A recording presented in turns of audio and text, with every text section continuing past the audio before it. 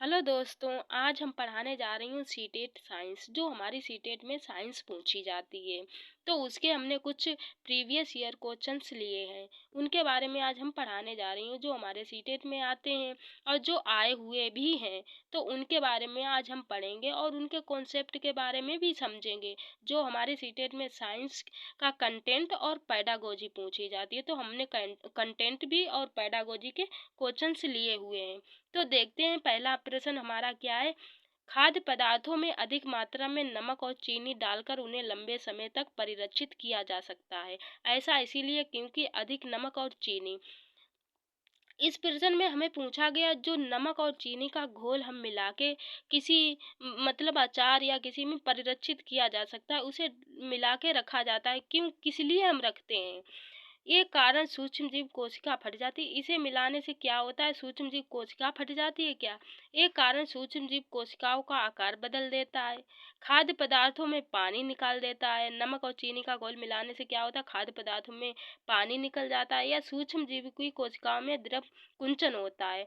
तो किस लिए हमें नमक और चीनी का घोल मिलाते हैं? तो क्या इसमें हमारा राइट आंसर रहेगा? हमारा इसमें राइट आंसर घा सूक्ष्म जीव कोशिकाओं का द्रव कुंचन करते हैं। इसलिए क्यों हम इसमें क्या होता है कि अगर हम खाद्य पदार्थ अधिक मात्रा में नमक और चीनी डालकर उन्हें लंबे समय तक परिरक्षित किया जाता है। ऐसा क्यों किया जाता है? इसीलिए क्योंकि इसमें नमक और चीनी सूक्ष्म जीव कोशिकाओं का द्रव कुंचन करते हैं। जो सूक्ष्म जीव क्या होते करते हैं? कोशिकाओं का द्रव कुंचन करते हैं। कोई भी सूक्ष्म जीव और एंजाइम की बढ़ोतरी के लिए नमी की आवश्यकता।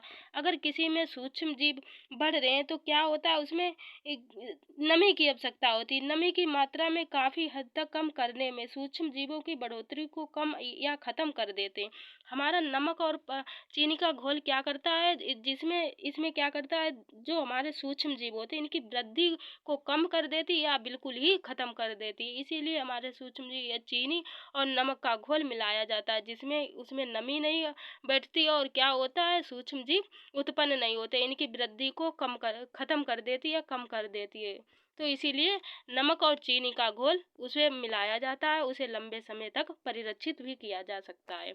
तो प्रश्न नंबर 2 देखते हैं। मूल रूप रूढ़ केप नहीं पाया ऐसे ऐसा कौन सा जलीय पौधा है जिसमें मतलब क्या है, रूढ़ केप जड़ नहीं पाई जाती है? का जलीय पौधे जलोढ़ में, समोद विमुद मीजोफाइट में, या लमड़विद हेलेफाइट में, या मरुस्थल पौधे में, या मरुविद में। तो इसमें हमारा राइट आंसर कौन सा रहेगा? इसलिए जलीय पौधे। जो जल में पौधे उत्पन्न होते हैं उनमें क्या होता है, मूल गोप नहीं पाया जाता है। जलीय पौधे होते हैं उनमें क्या होता है, मूल गोप नहीं पाया जाता है। प्रश्न नंबर 3 देखते हैं, हमारा क्या है। थर्ड, एक शिक्षिका विद्यार्थियों को बल वस्तु की आकृति ऐसे पर परिवर्तित कर सकती है। संकल्पनाओं को बढ़ाने के लिए निम्नलिखित गतिविधियों की योजना बनाती है। एक जो शिक्षिका है तो विद्यार्थियों में परिवर्तित कर सकता है कि वह क्या गतिविधि बनाए, जिससे सब विद्यार्थियों को उसकी जो भी वो पढ़ा रही है उसे समझ में आए।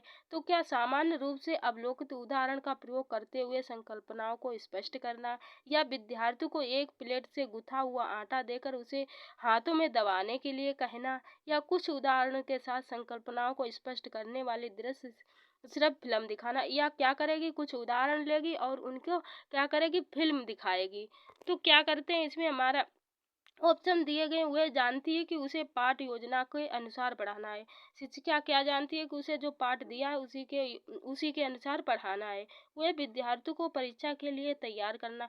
वह क्या चाहती है कि विद्यार्थी परीक्षा के लिए तैयार हो जाएं। या कक्षा में विभिन्न प्रकार के विद्यार्थी और बहुआयामी बौद्धिकता को संबोधित करना चाहती है, या अपने ज्ञान को सिद्ध करना चाहती है। वह क्या चाहती है?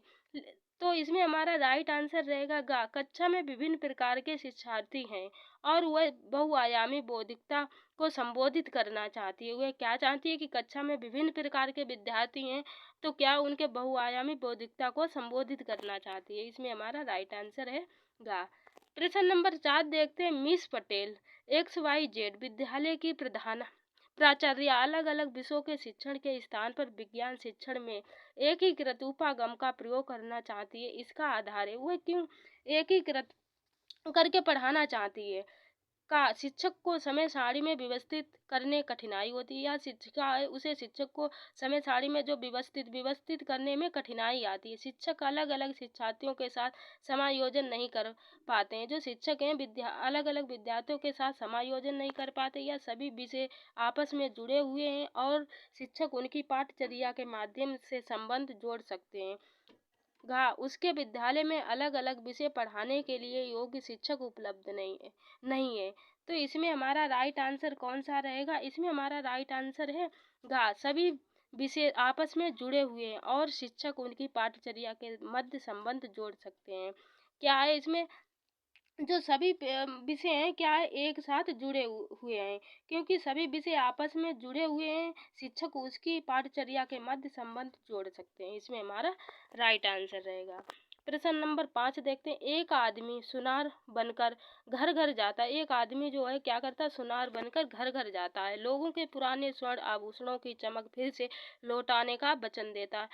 वह सुनार बनकर क्या घर घर जाता है? लोगों के जो पुराने आभूषण हैं उन्हें लेकर क्या करता है? उन्हें चमक फिर से लौटाने, उन्हें चमकदार बनाने के लिए क्या करता है? वचन देता है। उस पर विश्वास करके एक महिला अपनी सोने की चूड़ियां उसे देती है।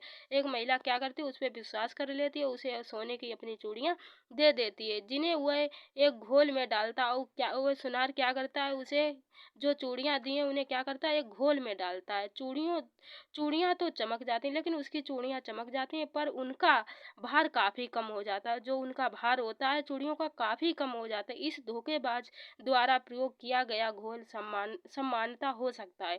जो ये धोखेबाज जो सुनार बन के आया था, इसने जो घोल का प्रयोग किया है वह किसका हो सकता है? सांद्र HCl का हो सकता है, या सांद्र HCl और सांद्र HNO3 का मिश्रण हो सकता है, या सांद्र HNO3 हो सकता है, या तनु HCl।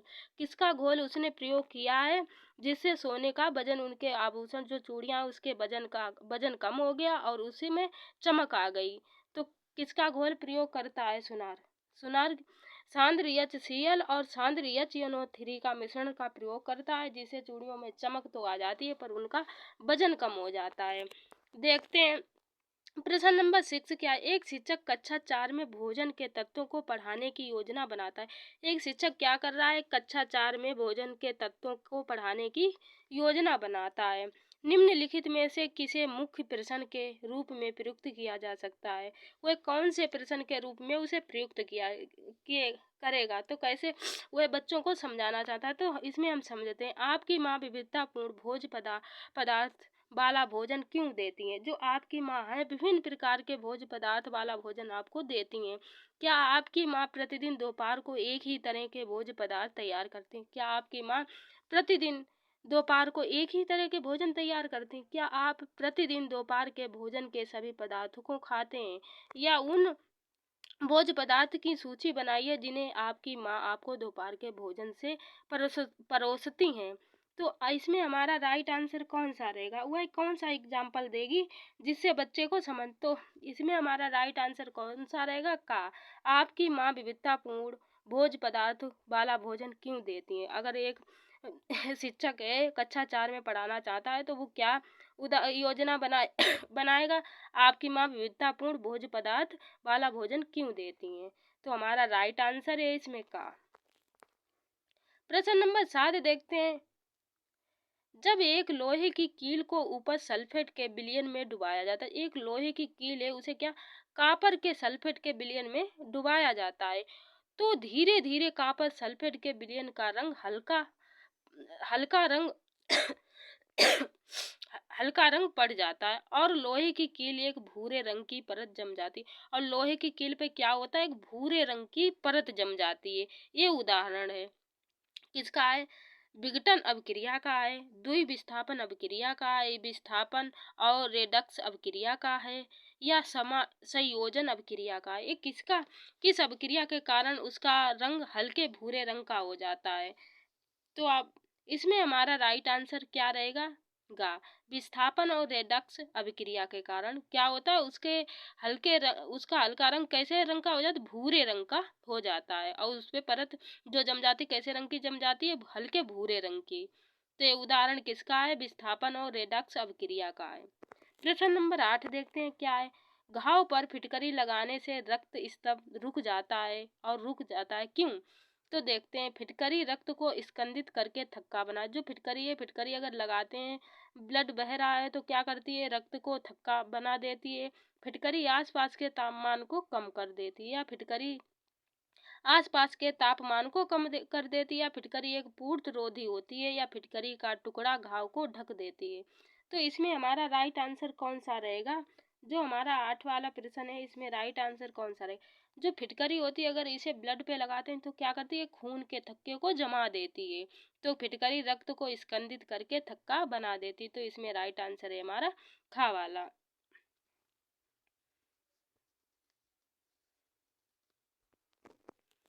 प्रश्न नंबर 9 देखते हैं, निम्न में किसका आकलन हो सकता है? जब गीता मनुष्य में पोषण विषय का केवल बहुविकल्पी प्रश्नों द्वारा मूल्यांकन कर रही है। जो गीता है क्या कर रही है? मनुष्य में पोषण विषय का केवल बहुविकल्पी प्रश्नों द्वारा मूल्यांकन कर रही है। तो क्या करेगी? भोजन संबंधी आदतों से जुड़ी गलत अवधारणाएं, या शिक्षार्थी के ज्ञान का प्रयोग करके रोल प्ले तैयार करके प्रार्थना सभा सभा में प्रस्तुत करने की क्षमता, या भोज्य अवयवों के महत्व को समझाने की शिक्षार्थियों की क्षमता व उस पर एक लंबा निबंध लिखने की क्षमता, या भोज्य पदार्थ में वर्गीकरण करने से पोस्टर बनाने के लिए विश्लेषण। क्या करेगी? वह बच्चों का आकलन कर रही है और बहुविकल्पी प्रश्नों के आधार पर क्या कर रही है? मूल्यांकन कर रही है। तो वह क्या करेगी? इसका हमारा राइट आंसर कौन सा रहेगा? राइट आंसर है का, भोजन संबंधी आदतों से जुड़ी गलत अवधारणाएं।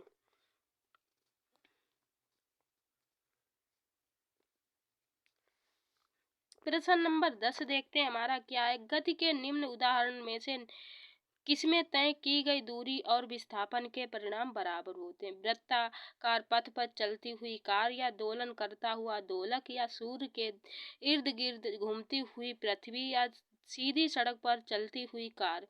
क्या हमारा इसमें राइट आंसर हो सकता है? तो इसमें हमारा राइट आंसर है सीधी सड़क पर चलती हुई कार। जो विस्थापन, दूरी और विस्थापन के परिमाण बराबर होते हैं, क्या करते हैं? सीधी सड़क पर जो चलती हुई कारें, दूरी और विस्थापन के परिणाम बराबर होते हैं। प्रश्न नंबर 11 देखते हैं, विद्युत यंत्रों में बेकेलाइट का प्रयोग किया जाता है क्योंकि ऊष्मा का सुचालक होता है, विद्युत का सुचालक होता है, विद्युत का कुचालक होता है, थर्मोप्लास्टिक होता है। तो इसमें हमारा राइट आंसर कौन सा रहेगा?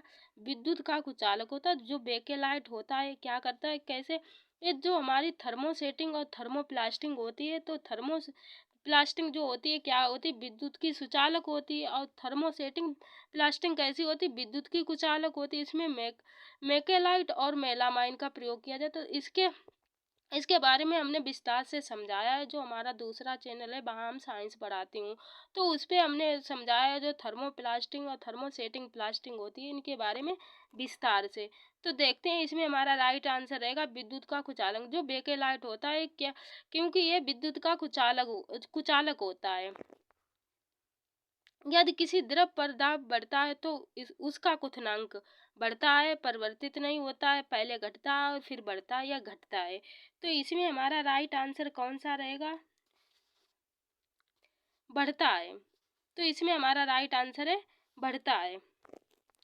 प्रश्न नंबर 13 देखते हैं, मनुष्य का अंगूठा बाकी अंगुलियों की अपेक्षा अधिक स्वतंत्रता से गति करता है क्योंकि इसमें उपस्थित होती है ग्लाइडिंग संधि होती है, हिंज संधि होती है, या सेटल संधि होती है, दुर्भाग्य संधि होती है।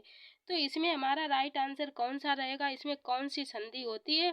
तो इसमें सैंडल संधि होती है। मनुष्य का अंगूठा काफी उंगलियों की अपेक्षा अधिक स्वतंत्रता से गति करता है। तो इसमें कौन सी संधि? सैंडल संधि होती है।